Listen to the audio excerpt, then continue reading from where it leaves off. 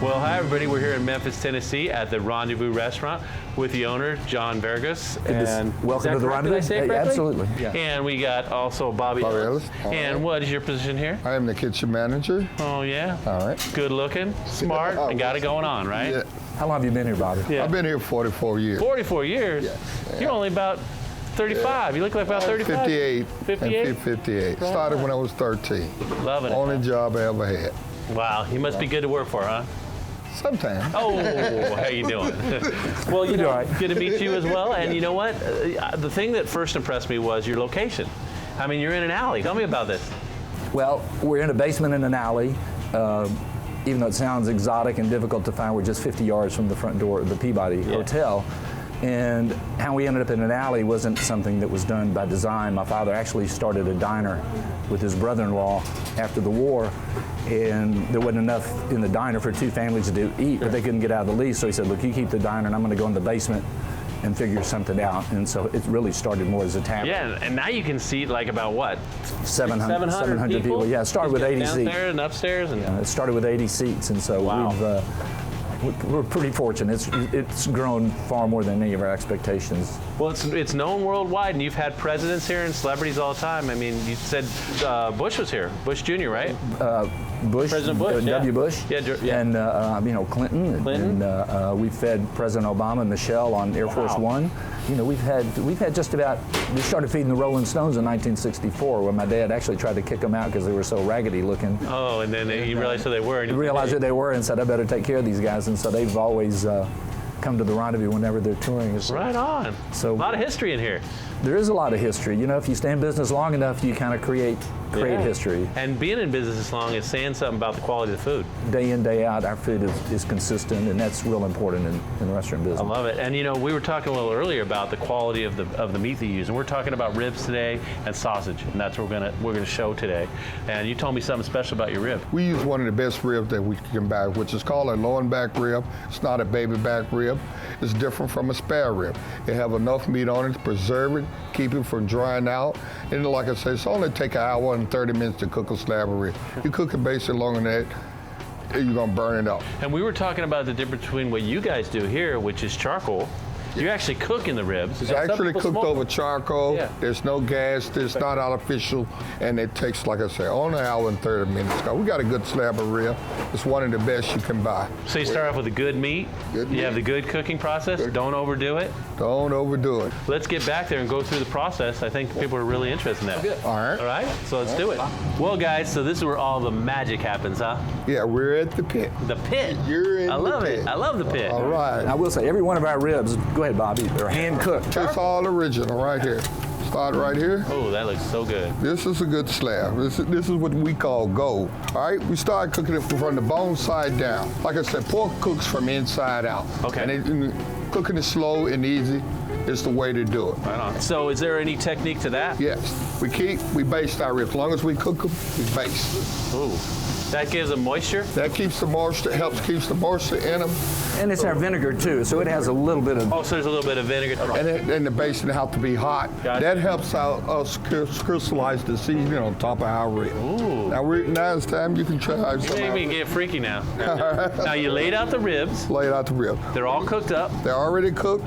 But like I said, when you cut ribs, you want to cut them one side, because meat basically all is just only on one side of the bone. You want to start cutting it like that. Wow.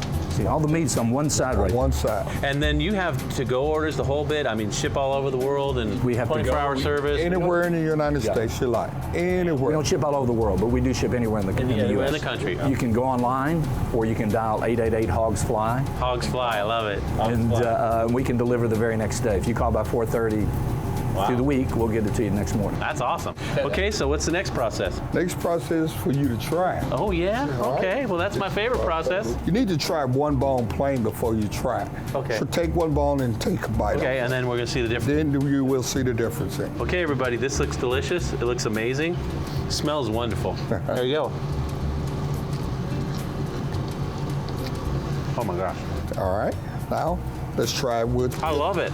Let's try it with our hot basting juice. Okay. This is considered our hot basting juice. It has to be hot. Okay. When you put it on, because it helps crystallize the seasoning on the rib. Okay. If it's cold, it won't do good, but it has to be hot. Okay, very good. All right.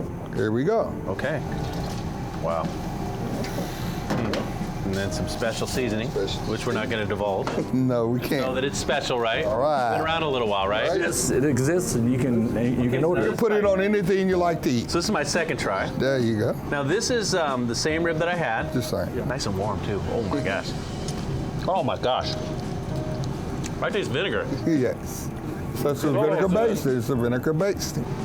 This is What mind-boggling, right? Well, you know, huh? Yeah. We have sauce on the table. If you like. Yeah, if you but like. I think Wow. sauce sometimes overpowers your meat. You don't taste the meat when you basically put salt. Here you still taste the meat with this. This is ridiculously good.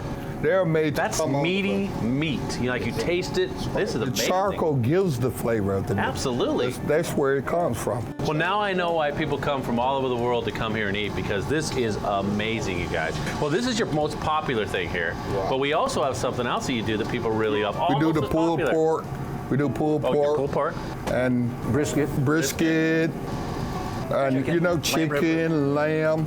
But he's got Robert here has a thing that he's going to do. He's going to do our cheese and sausage. That's probably our most second popular thing. It's an appetizer. All right.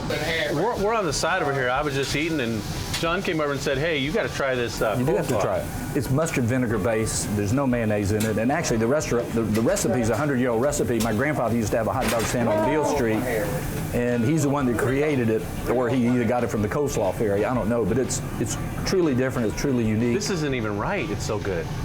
I love our stuff. Thank you so much. I'm so happy right now. Good. My tummy's happy. I'm happy. And now we're going to get to see the sausage and cheese. I can't wait for that. All right, Bobby. So you got some help here, huh? Yes, I do. This is Robert. Hey, Robert. How you doing? Good to meet you, man. All right. He's making our cheese and sausage plate. This is our man. Okay. This is our cheese, pickles, and peppers. Robert will show you the rest. And this is super popular here. Yes, this is one of our advertisers that we do. And this is one of our most popular advertisers besides our nachos, which we serve a chicken nacho and a pork nacho, which is fantastic. But this is one of our special when he first started in business, was the cheese and sausage plate. Okay. So Robert will show you the rest. All right, Robert. How y'all doing? Doing good. All right, we start our plates with pepperoncinis, cheese, and prickle spears. Take a link of sausage. We actually Okay. cook them on the pit directly above the fire. Right on, right on. And we don't cut like that. We cut at an angle Looks like you've done that before. a lot. Yeah. We take usually 10 pieces of sausage. Dang, that Take looks... our house shape. Okay. That's the special, right? That's the... That is our It's specialty. very special. Our seasoning goes on basically anything that we use. We put our seasoning on. Okay. That's what brings out the flavor and taste. And we top it off, we use the 5 to 6 crackers. Okay. Right on. And that is the famous Rendezvous cheese sausage I plate. get to try it, right? If you didn't have a gluten issue, I would recommend put a piece of cheese and a piece of sausage on a cracker, eat it, chase it with a pickle, and maybe even put a little mustard. Oh, okay. All right. Well, I'm going to try it just straight up with a little cheese and pickle and a little peppercini. I'll go for it. And I'm still hungry. You eat it all together? Hey, you know what? I do everything except for the cracker because, I'm gluten intolerant. But you know what? If you like crackers and you can eat them, put it on it, right? There you go. Very good. All right, well, I'm going to get a nice piece. I'm going to eat this with my finger. Now, look how good this looks. It's perfectly Nice and cooked, brown. warm, and delicious. So I'm going to take a bite of cheese. I'm going to do it like this. A bite of cheese. Oh, my. What the heck? You didn't even warn me how good this was. Chase it with a pickle. There you Pickle? go. What's up? Oh, man. I'm going to go pepperoni, too. Perfect. Now I see why this is so popular. And it's definitely finger food. I always fuss at people that eat it with a knife and fork.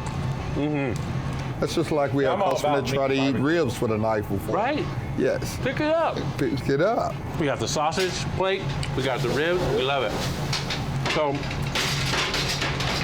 let's go out in front, get back with John, and say goodbye to everybody and let us know what we're doing. All right? Thanks so much. Come on. Oh. This is good. Thank you so much for having me here. I mean, the food is amazing. In fact, I got to tell people, when they get to Memphis, they have to come here, right? Absolutely. There's a good barbecue all over Memphis, Sure. but if you come to Memphis, and especially if you have one night, I think you should come to the Rendezvous because it's a pretty unique Charcoal, place. vinegar, sausage and cheese, smoked meats, you name it, right? And how many? And you guys do a big business. How many ribs, pounds of ribs? We average 7,000 to 8,000 pounds of ribs per week. Man. That's a lot of ribs. And that's 5 days. That's 5 because we're closed Sundays and Mondays. So remember, Sunday and Monday closed, so make sure you get here during the right days, between Tuesday and Saturday, right? Correct. And thanks so much for everybody for being with us today. And until next time, just remember to enjoy.